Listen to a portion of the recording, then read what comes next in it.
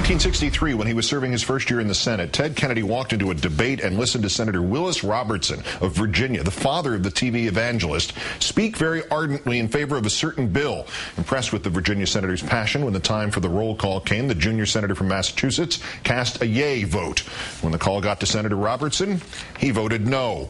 Senator Kennedy could not believe his ears. He went up to Senator Robertson and asked him about it. The Virginia Democrat told him, "In my state, the people are evenly divided on this bill. To those who favor it, I send my speech. To those who are opposed, I send my vote." Senator Kennedy thanked Robertson, and as he walked away, told himself, "I think I might be able to make it here after all."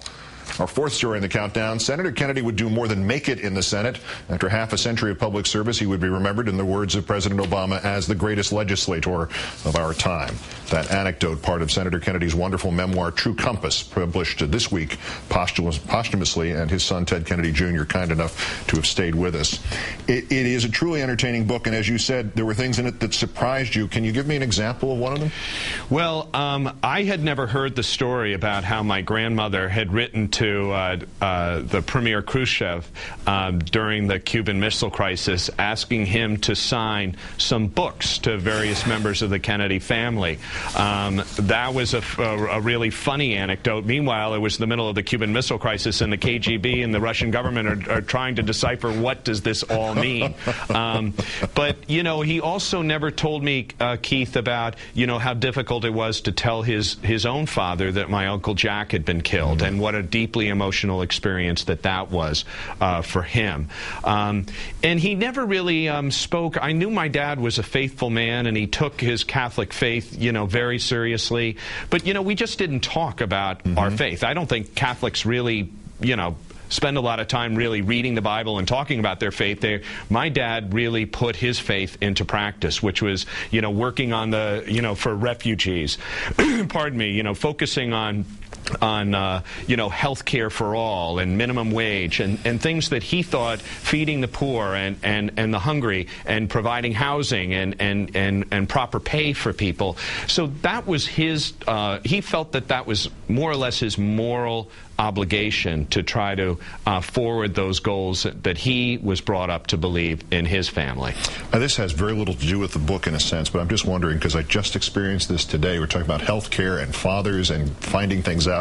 My dad's in the hospital. My dad's name is Ted, and I saw him 4.5 hours ago, and I'm finding out things about him and his life right now that I had no earthly clue. Did you, because he's just opening up on things, did your father do that in the last year to you? Well, you know, Keith, as my dad got older, he got more emotional, and he was able to get more in touch with his feelings, and in the last year, really able to share in a much more intimate way a lot of the feelings that he had, not just towards people in his family, but to his friends, and the gratitude. You know, my father just was incredibly grateful. You know, I mean, I grieve today in what might have happened had my father been in the Senate today and be able to participate in this healthcare debate. But I'm really grateful for his incredible staff, the life that he had, and he thought that he had the greatest life in the world. And his was a life about perseverance, Keith. He did not believe in the Hail Mary pass, so to speak. He really believed in just showing up, getting up early in the morning, showing up to work, working each and every day, and he never, ever gave up.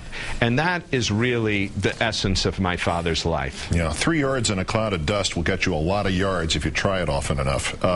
That's just it. You mentioned reaching across the aisle in bipartisanship.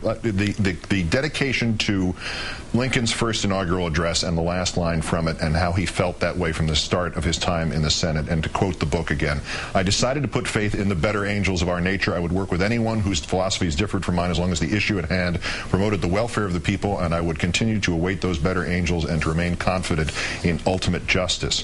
This had to survive the Nixon administration tapping his phones, a Bush administration that essentially double-crossed him on funding for No Child Left Behind after he was key in getting that thing passed. How did he weight those better angels under those temptations to look the other way. Well, you're right. You know, for many years during the Reagan years and Bush years, you know, he really kept the flame, I think, of this health care issue alive for all of that time, and so many other issues. But, you know, he really did see the good in people. And, you know, he came from a different era, Keith. You know, I can remember growing up, you know, where Senator Simpson and Laxalt and Weicker and even Donald Rumsfeld were dinner guests at our house, if you can believe that. You know, this was a different age in which, you know, they played tennis, they had dinner together, and then they went on the Senate floor and debated one another. But they didn't hold each other. It wasn't a personal vindictiveness that I think exists in Washington today. So I think that there is a lot to learn from, you know, the way the Senate and politics used to be, you know, back when my dad first got involved in public service. Okay, I've got to close this with something that I approach in the context of people's reaction to what you said at your father's funeral. I understand you recently bought Jack Kennedy's old house in Hyannisport. Makes it possible for you to become a Massachusetts resident if you so desire. Are you sure you don't want to run for your father's seat? Keith, yeah. I mean, I'm obviously really flattered by a lot of people who suggest that I run, but, you know, I don't want to be a carbon copy of my father. I don't want to run as his surrogate. I've made you know, people know that I love politics. I'm interested in politics one day. You know, I have a young family. I have an important a business that I'm running, the Marwood Group out of New York, that I'm committed to run. But I want to go, if and when I do go into public service, I want to come at it with my own ideas and my own expertise and my own vision for what I'd like to do and contribute. And I've been very active in the civil rights movement for people with disabilities. It's a cause I really believe in.